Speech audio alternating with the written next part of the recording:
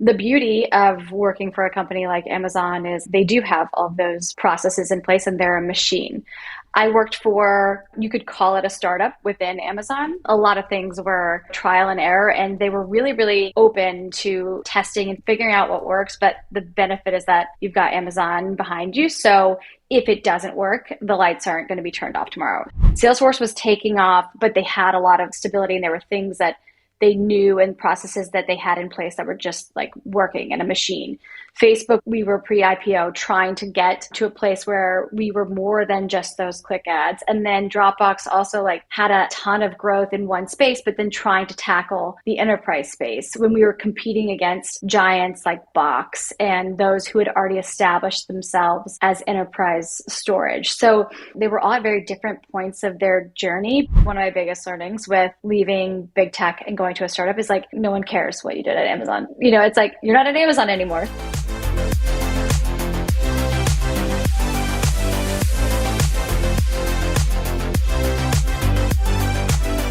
Lindsey, welcome to the podcast. Thank you so much for joining us today. I am so happy that we have finally made it to this recording. Both of us had bouts of strep throat. I am a chronic strep throat host, apparently. Yes. But I'm thrilled to have you here. I'm really excited that we get the chance to talk a bit about our journeys, and I get to hear about where you started in sales and what you're up to now. We're both doing a bit of freelance work and fractional work, and I think that is a challenge for people to think about how to shift into that kind of space. I'm really excited to hear all about that experience today. So welcome. Thank you. Thank you so much. Yeah, I'm glad that we finally made it work and excited to dig in and share kind of a little bit about my background and what I'm doing today. With that, tell us about yourself. Who are you? So I am a longtime sales leader turned consultant. I'm also like a mom and a wife, and I started my career a long time ago at Salesforce, like when Salesforce was maybe 1,200 people. That's how I got into sales. And I spent like all of my career building and scaling sales teams. So I've worked for a lot of really big tech companies. I started at Salesforce. I went on and worked for Facebook, Meta, Dropbox, Amazon, and then actually had an opportunity to work for a startup and a small business, both leading sales teams and then in the past as an individual contributor in sales. That's amazing. So many name drop, big logos right there. I'm excited to hear about your experiences at each of those companies and how they differed. Definitely. Yeah. So tell us about what you're up to today. So I took some time off last year and kind of like reevaluated, like, what do I really want to do and what gets me excited every day? And one thing that I really loved in the process and the companies that I've worked for is helping, like I mentioned, to kind of build and scale. And so now I'm working as a consultant and helping, I would say, startups and small businesses with kind of their go-to-market sales and marketing. And it's evolved a bit since I started, but it's been really fun. I'm learning a ton, and it's really just awesome to watch the growth within these companies and have an impact on them as well. Yes, impact was the number one word I was thinking while you were talking about going out on your own. And I felt the same way. It's like being in a space where you can actually have a big impact on the outcome for a startup or a small company, small business. To me, it feels a lot more rewarding than what I used to do at some bigger companies. I'm curious if that's the same for you. Absolutely. It's eye-opening, I think, too, because, having been at the tech giants, like I think you always kind of assume that everyone has their processes in place and everyone has like the right tech stack to support those processes. And everyone's got, everything that they need to succeed. And I quickly learned that leaving Amazon and going into the startup world, that's not the case, so being able to now like take a step back and say, hey, like here's everything that I've learned along the way with these large organizations. And then having been working in startups, and I've made a ton of mistakes in that shift from big tech to startups, but now I know too. And now I know how to approach those smaller companies that don't have those things and don't know what they don't know. And being able to give them new ideas and help them look at their business differently is just, it gives me an enormous amount of joy. And I'm excited about continuing to do this because It's sort of like the role that I didn't know that I needed, you know? It's like eating your vegetables. Yes, exactly, exactly. It's good for you. You might not know in the moment. I'm so curious to hear about your experience at some of the tech giants. There's a podcast that I love. It's called Sounds Like a Cult. And they did an episode about the cult of Amazon, both as an employer and as a consumer. And just way that Jeff Bezos created this like cult-like following within Amazon, and that employees were all like drinking the Kool-Aid, and like everybody really had to be on board with their principles and their mission in order to stay afloat at the company. So let's talk about big tech. Like how was that Yeah. experience for you? If you had asked me back in 2021 when I was last at Amazon, how I felt about Amazon, I would have told you I was a lifer and I would never leave. I loved Amazon. I think that I grew more in those 4 years than I did like most of my career, the rest of my career. I learned so much. And the beauty of working for a company like Amazon is like they do have all of those processes in place and they're a machine. I worked for, you could call it a startup within Amazon. It grew pretty significantly in the time that I was there. And a lot of things were, trial and error. And they were really, really open to the kind of testing and figuring out what works. But the benefit is that you've got Amazon behind you. So if it doesn't work, the lights aren't going to be turned off tomorrow. And to the point about the leadership principles, they definitely do stand by them. And that was something I really appreciated about Amazon, is that they didn't just say those, like they really meant them and supported you as an individual in everything, like, around the principles, basically. So don't be afraid to take risks, like two-way door, like, just bias for action, just go. And if we need to make adjustments, we can. So I had a great experience there. I really, really loved it. And I still have great relationships with my friends and former colleagues there. And I think it just taught me so much about like processes, how to manage people, like how to really like create those guiding principles and stick to them, because ultimately like they do work and they made such a difference. Wow. Yeah, and it's such a huge juxtaposition to working with startups, right? They might have an idea of their mission and they hopefully have some guiding principles that they stand by, but I feel like just so much more of the startup experience is subject to change because it's a survival tactic. So one week you could think that you're all on board towards one vision, and then the next week everything changes and it is, do or die. You don't have the backing of a huge company to say, you know what, if this small venture that we're testing out doesn't work, the whole company's not going to sink. And us individually, we're not going to sink. Yep. How did your experience at Amazon differ from your experience at other giant tech companies like Dropbox or Meta or Salesforce? I would say Salesforce is the other company that really had an impact on my career. And same thing. I mean, I was in a sales role at Salesforce. So I walked into a very structured sales org with, here's like your path. Here's what you do. You start as an inside sales rep, then you move into outbound, and then you are closing rep. And I also learned so much there and like set the foundation for me as a salesperson. I think that's definitely where I learned the most from a sales capacity. It was at Salesforce. And actually, I think it was great like starting there, because then I kind of took everything that I learned there everywhere else. So I would say Salesforce is a machine that I can't even keep up with what they're doing today. Like they're so big. When I was there, it was basic Salesforce automation, helping companies with leads and opportunities and forecasting and that kind of thing. But then, when I was working at Facebook, or Meta, whatever you want to call it, that was ad sales. So it was totally different. And what was really cool about that experience too is that when I started, it's like the small ad units on the side of the page.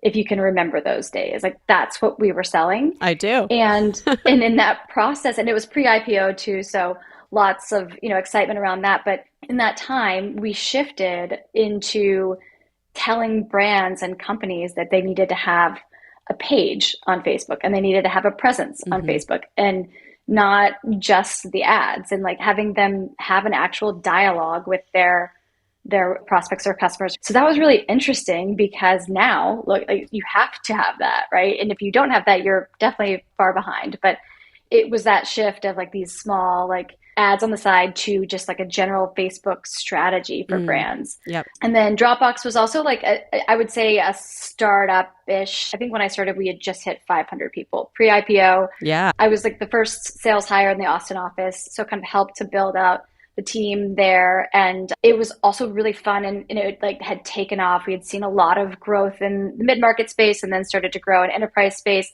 I think the key with all of these, though, is like they all had very different learnings from where they were in their journey, like as a company.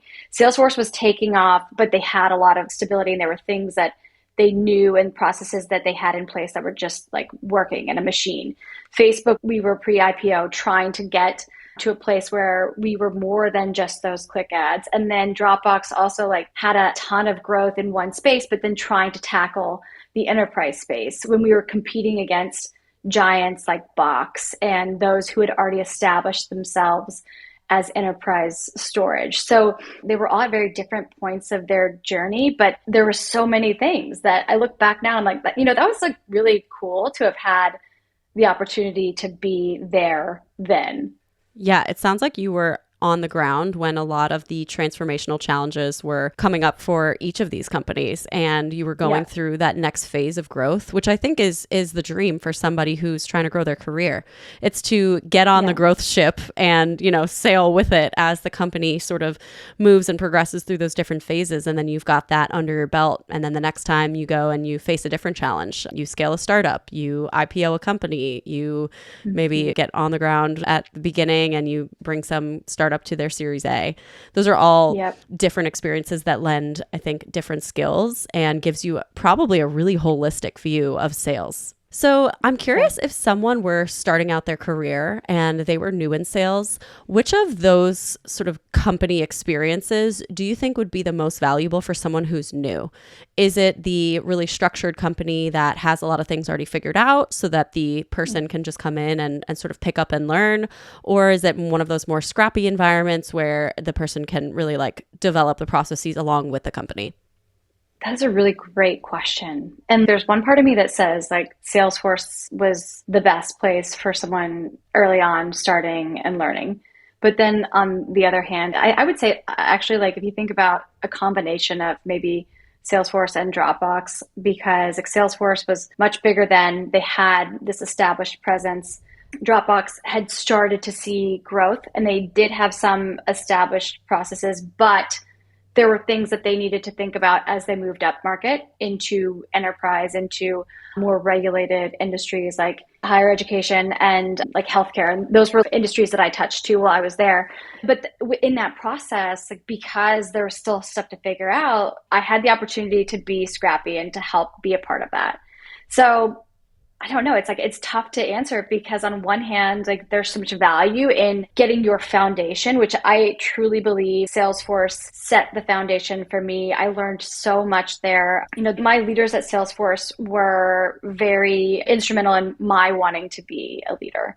I had the best leadership there that pushed me, that challenged me, that made me believe in me. And so like having that foundation and starting there, I feel really lucky, honestly. I feel really lucky to have had that be like my first sales role. But then I also do think that there's value, especially now, like being able to start early and be on the ground, provided, I think that you and I can agree to this, provided that the company grows and continues to grow. So I think it's such a risk because you can say, oh, great, like I'm going to go be on the ground floor of this startup and I get to like super small and there's no processes and I get to help put those things in place. But then if they don't grow, how do you continue to grow? Yes, it is a huge risk. And I think in reflecting on this myself and thinking back to what some of my prior guests have said about their journey and how structure played a role in their early career, is that entering a workplace that already has that structure in place so that you can really learn from people who are seasoned professionals, it can be a great way to start out your career. Because then you can take those learnings to a smaller startup or to even a medium-sized company that doesn't have everything all ironed out yet. And you can take the very best parts of the structure and the process that you learned from that larger company and you can implement that at a smaller or earlier stage company. And the beauty of it is then you know a little bit more, you're a little bit more seasoned, and there's that balance of how much structure, how much process do we actually need at the phase that we're at, and striking that right balance so that the company can still move fast, but also have a little bit more sanity about it and Right. not just be Yep. running around like a chicken without a head. Exactly. And I reflect on my own experience, and what I'm sort of coming to is I think I spent too long in consulting. I think I learned the basic skills that I needed within the first year and a half to 2 years. And then I probably should have like had the courage to leave then. But I am glad that I had that experience so that when I went to a smaller company, I wasn't just so fresh. Like I didn't just have a very naive view of the world and of business. And then I was able to like apply some of my critical thinking towards the startup. I'm not sure how it would have been if I had just joined a startup straight out of college. Maybe there's a lot of merit to that as well. But for me, I think getting a little bit of that, groundwork was probably positive. I totally agree. I mean, you come in with just a totally different perspective on everything, right? Like you already have this way of looking at a business and looking at how it operates and being able to like kind of dig in and pick apart like where there's opportunity for efficiency and that kind of thing. And if you hadn't had that, you would go along and just go with the flow because that's what Yeah, they did, you're right? kind of flying blind. You're taking your best guess at what good looks like as much as anybody else is on the team. And I Yeah. think teams that do that, hopefully one in a million gets really lucky, but it is great to have someone who is a little bit more experienced and has at least been through some of those challenges before on the Yeah. team to help guide you and so that it's not a complete guessing game. Yeah, I think having had the experience that I had in especially starting at Salesforce first is just like now, today, is understanding what good looks like, understanding what's going to get you to your next level. You as like any company, spent however long getting to where they are today. But in order to grow, like what do you need to do to get to the next level? And I think that's what's been really interesting as I've seen it kind of play out is like you got to do something different. There was this always like we've always done things this way and it's always worked for us this way. It's like great, but like what's next? How do you take it to the next level? Like what are you going to do to grow? Yeah. And I think some of that is learned by experience and it's being immersed in the sized company that you're in and like understanding what the other players are kind of doing. I have gained a lot from being part of communities and from attending events and talks and things for early stage companies so that I kind of understand, okay, here's what the challenges are that are coming around the corner in terms of growth and getting myself in that mindset. And I don't think you can learn all of that when you're at a huge company. There's just not the same kinds of challenges. But I think striking a balance between having that big company experience, knowing what a good process looks like, and then also getting immersed in the world that you're in and learning from other people who are maybe one or half a step ahead of you so that you can have a better perspective about how to solve the challenges at your same phase or your same size. Yeah, absolutely. Totally agree. I'm really curious to know about what the sales organizations looked like at these different size companies that you worked for. So how would you describe the differences in your big tech experiences? At Salesforce, like there was already established product market fit, obviously, like they were cranking. But as I mentioned, it was like Salesforce automation. They were doing, moving into during my time there into like service and support. So that would be like the next layer. Now it's like a beast and so big. But they did have like a very structured process for training and onboarding. And here's what your path looks like. Like typically would go into the outbound role, go into then a closing role, and here's how you get there. And it had like a lot of this stuff outlined, right? And I would say Amazon was like that too. Even though I was in this, startup within Amazon, it was pretty structured. The training and onboarding was structured. The growth process as an individual was structured. And there was a lot of value in that, in knowing, okay, I need to do X, Y, and Z to get to that next level. And if I do those things and deliver results, I'm going to be able to grow.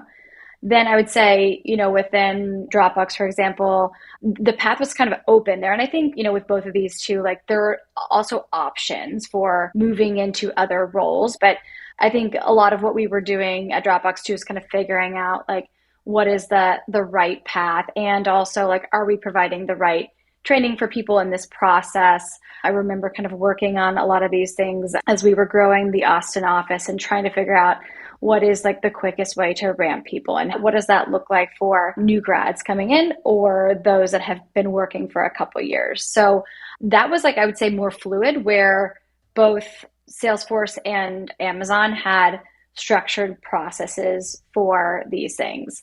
I think also, to like the point of Amazon and it being kind of a startup, there was a lot of stuff that was also like, hey, if you see an opportunity where something's not working, let us know. Let's try to figure it out, and feel free to like try something to make it better. And I really appreciated that about Amazon. For being a large organization, there was definitely really a ton of opportunity to go and kind of like test new things and try new things. I think that's huge when you work for a big company.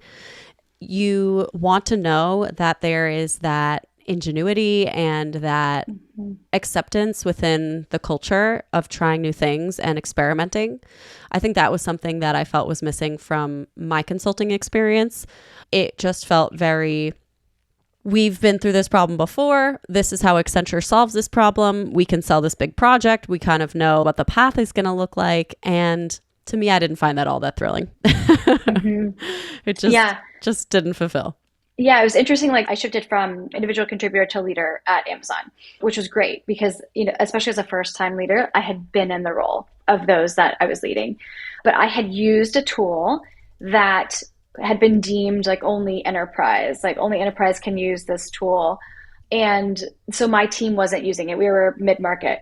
And then I said, hey, like this should be something that we focus on. And I kind of got a lot of pushback. Like, oh, this is like an enterprise tool only. And I'm like, listen, I disagree, because I used it and I saw it. Like, I closed a huge deal from this particular tool, which basically like would help identify users that we would bring onto the platform as Amazon Business. And so they're like, great, well, if you feel that strongly about it, why don't you write a doc, which I'm sure you probably like heard many times, which I actually I love because I like to write, but like write a doc, put something together, and we'll talk about it, right? So I did that. I wrote a doc, and it forced me to actually dig in. And just because I thought this was going to work, like, was it actually going to work? Like, so it forced me to go in and say, what are the risks? Like, how am I going to train people to get them up to speed on this tool? How am I going to measure success? And really say, like, okay, if this works, then what? Like, then what are we going to do with it? Or if it doesn't work, then what? But it made me sit back and say, okay, I have a strong feeling about this, but I need to like get it out on paper and explain like how I'm going to get people to use it. So I wrote the doc, presented the doc. We ended up making it like a measured KPI for my team. And it worked exactly like I expected it would. And it was just great because it was like reassuring, number one, but it also I loved that they challenged me to go and like put all of this down. And, people talk about the Amazon docs all the time. I love it. And I try to use them now in my own business. Like, okay, let's take a step back. Let's think about what are the risks here? What are the rewards and how will I measure this? I think there's just so much value in that. And I felt fully supported to go and do that, which I don't think is like that common. That's great. I'm chuckling like inside because I had a manager who had been at Amazon and he took the doc obsession just a little too far. Yeah. So every Monday he'd be like, I wrote a doc over the weekend. And we're like, okay, cool. We'll review it. But it's a great exercise. Like you said, I think I get a lot of clarity from writing things down as well. Yes. Mm-hmm. And it's amazing. I'll think I have an idea in my head, but then when I get to fleshing it out and writing out, some of the things that might come around the corner, some of the risks, like what if this happens, then what do we do? It does really give you clarity. I think writing is a tool to help you get to clarity. So I can understand why the Amazon docs are so great. It just gave me a flashback. So I've chuckled, but in hindsight, I can see how useful it is, especially at a huge organization. Like it democratizes the organization and it allows lower level employees to present something and say, hey, I really believe in this. Let's implement it. Yeah, and you're absolutely right, because I also took it to a startup, which is sort of just like crickets, and I would say that's like probably one of my biggest learnings with leaving big tech and going to a startup is like, no one cares what you did at Amazon. It's like, you're not at Amazon anymore. So there are things that you can take. And I think you have to be obviously like just careful how you kind of talk through them. And maybe you do a doc, but it's not a doc and you don't talk about it as an Amazon doc. But I had the same experience. And I'm like, wait a second, but Why I does wrote no a one care doc. about my Yeah, doc? I know. This is like, look at all the things that I covered in this. And it's like, it's just, yeah, they don't care. That's so funny. The Amazon docs will live on forever. Yeah, exactly. So I'm curious how your responsibilities changed when you went from individual contributor to manager. So first of all, I went into Amazon and told my director from the beginning, my goal here is to become a leader. That's why I'm here. I want to grow. I want to learn how to lead at Amazon. So from the day that I walked in, that was my plan. I was going to be an individual contributor and crush my role there and get into leadership. So I early on did what I could to try to get in front of those that would make that decision and become a team lead. So that was something I did. And as a team lead, I actually had the opportunity to have dotted line reports. So I started before I ever became a leader, kind of coaching some of my teammates, some of my peers with this in mind, knowing that that's what I was kind of going to move to. So then when I actually did become a manager, the transition was much easier. I wouldn't say it was easy, but I had that experience. But, it's interesting because the first time I applied to be a manager on the team, I did not get it. And it was a great opportunity for me to take a step back and think about why. And honestly, it was the best thing. My dad was really sick at the time. There's a lot of things that were going on that could not have allowed that to be a good time for me to make a move like that. But outside of the personal things, there was still a lot of growing that I needed to do in terms of being able to, go from being the peer who's having lunch with my team in the room to then making really difficult decisions about, the team and how we're working and that kind of thing. So I think having the opportunity to be kind of that, have the dotted line reports and have the experience of coaching and, having tough conversations really helped me as I transitioned into leading the team. Yeah, that is tough when you go from, being a peer to now having to be seen as something other than that. Now, when you became a manager, would you say more of your role was focused on coaching and trying to help educate and inspire the people on your team?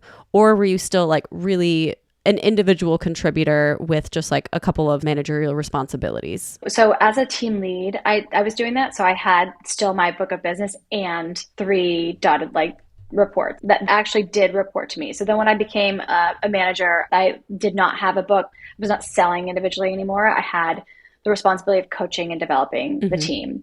So it was a complete shift where I'm constantly in one-on-ones, coaching, providing feedback, helping them kind of think about how they approach deals and that kind of thing. So it's just totally different and challenged me in ways that I did not expect also. Yeah. And I think also the peer thing, I would say anyone who goes from being a peer to a leader, there's just so much respect because it's hard. Yeah. It was really hard. Yeah. Socially, I'm sure it's very difficult.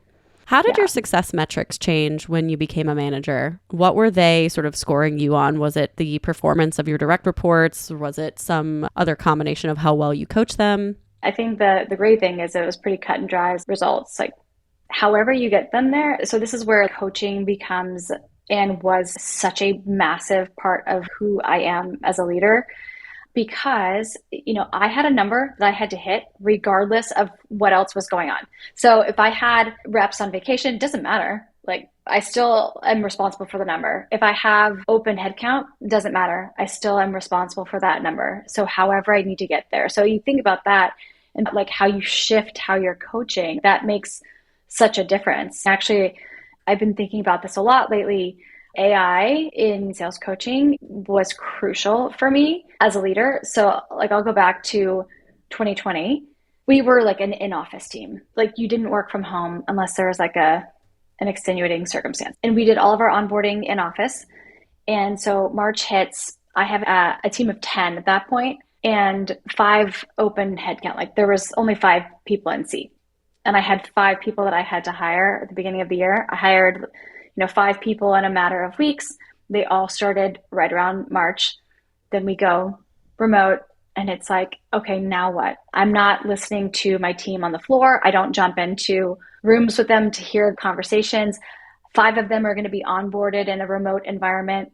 Like, how on earth am I going to be able to coach them and make sure that they are up to speed and they're ready to go? Because I still have this number that I'm responsible for. They don't care if you don't have the head count, you got to figure out how to get there. So I would say, like having a tool where I could both lean in on what's working for the team and share, and also then identify opportunities for individuals, like where they need to, restructure how they're positioning things and just change their talk track and things like that. Like that was so crucial for me as I was coaching my team. Yeah, I can imagine that would have been a really tough time to be bringing on basically another half of the team and getting them up to speed in, totally virtual environment. I think COVID went relatively smoothly for my team because we'd been working together for like 2 years before then. Mm-hmm. So we were all very acquainted with each other. We kind of knew our style. And then going remote was just a matter of like the logistics, but it really wasn't as much about the coaching aspect and how do we sort of work together? How do I coach you in a way that feels meaningful? And, we had that relationship established, which I'm thankful for.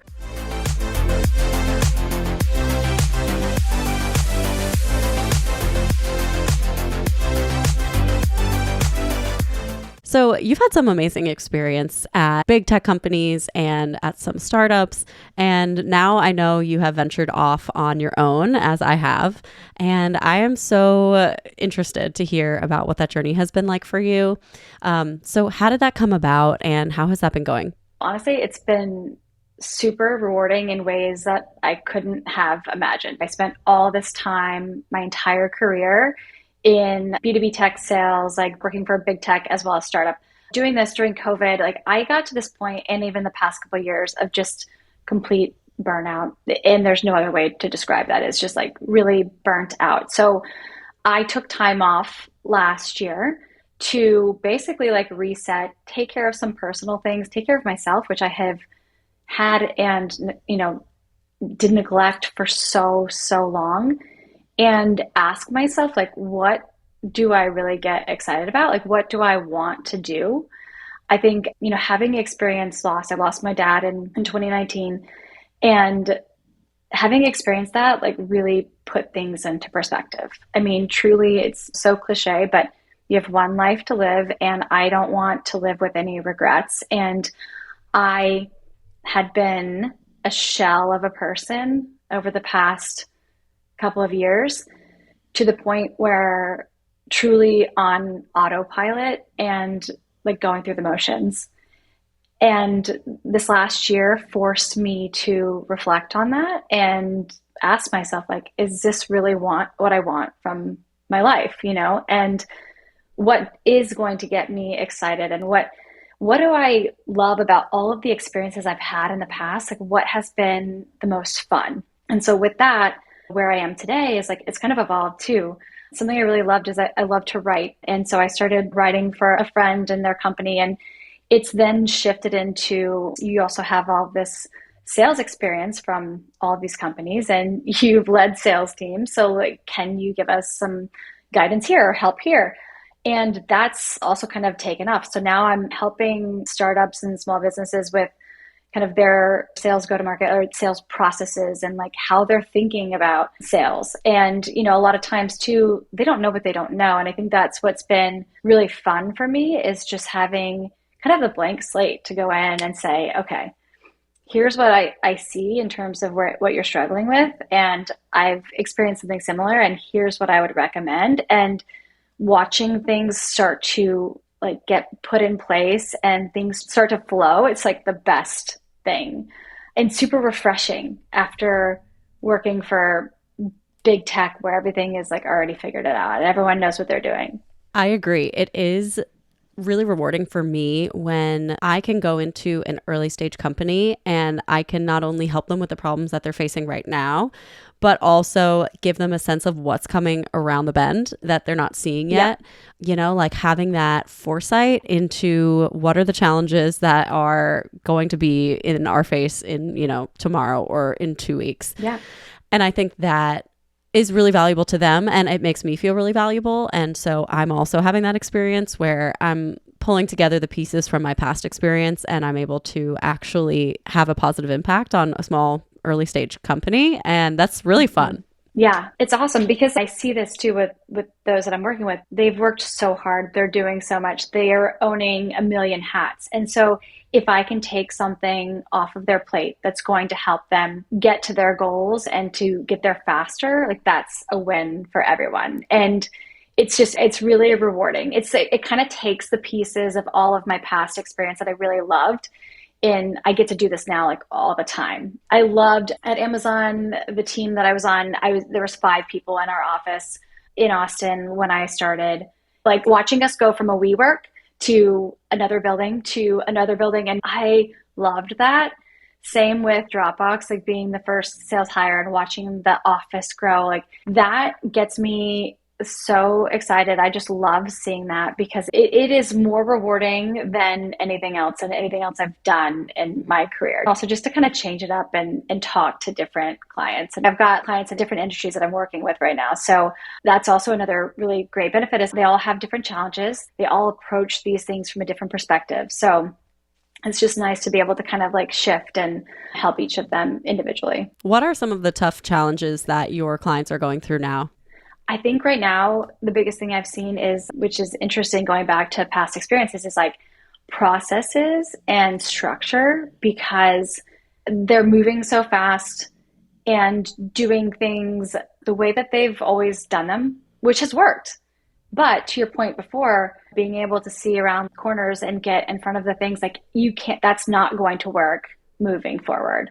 You know, you can't continue to do what you've always done and expect different results. The biggest thing I would say is like structure and organization, and also really making sure that you've got the best tech stack and knowing how much that organization and that process like really does make a difference. Just because like a couple of things that take work off of their plate and like don't take much, but it's just like they haven't had the time to get there, you know, or even think about it because they're too busy like getting deals done and moving things along and working on, you know, other more strategic things. And that's really, you know, ultimately what I want to help them with is just kind of like the tactical pieces. Yeah, freeing up their human time to work on the strategic tasks and automate some of the more technical parts of their jobs.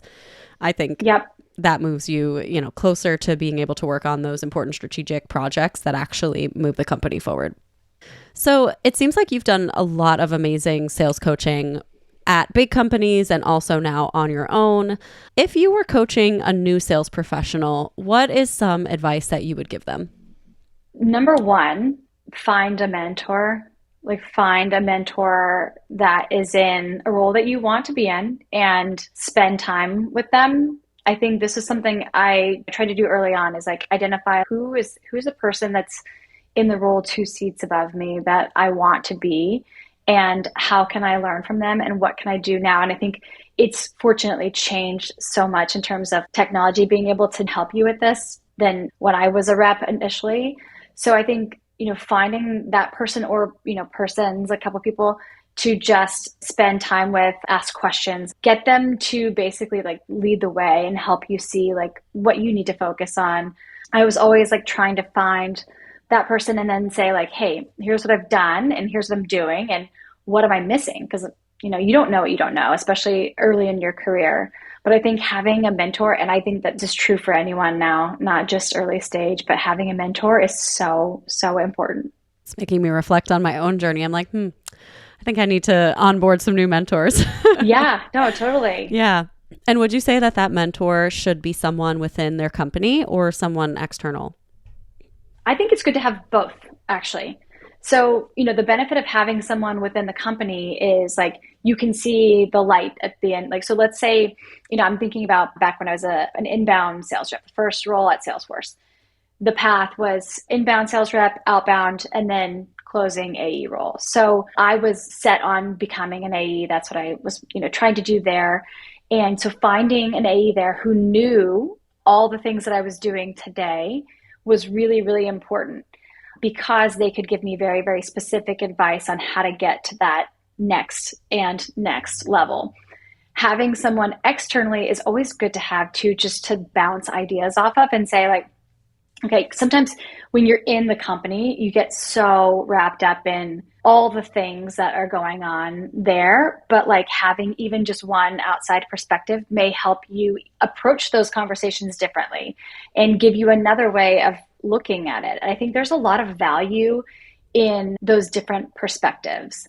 And I think it's really easy. Like I'm part of Chief, and my core group is a variety, people from various industries, which is so different for me because I would say like all of my community is in the tech space. And it's actually so refreshing to have someone who is not in the industry give me sound advice that I probably wouldn't have thought about because I'm always like kind of listening to the same echo chamber of yes, thoughts exactly. and advice. Yes. Yeah.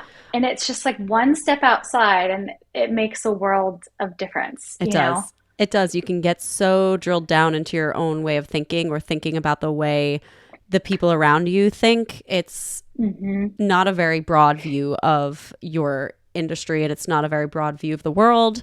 So I totally agree. I think having that external mentorship is also hugely important. And if I'm being honest, reflecting about my own career, that's something I didn't prioritize enough when I was like in consulting, because it just felt so overwhelming. There were so many things that I needed to do within the company. There was so much networking I needed to do. There were career counselors and mentors that I had within the company. And I just didn't put enough emphasis on finding external mentors that could give me that perspective and like get outside my own head.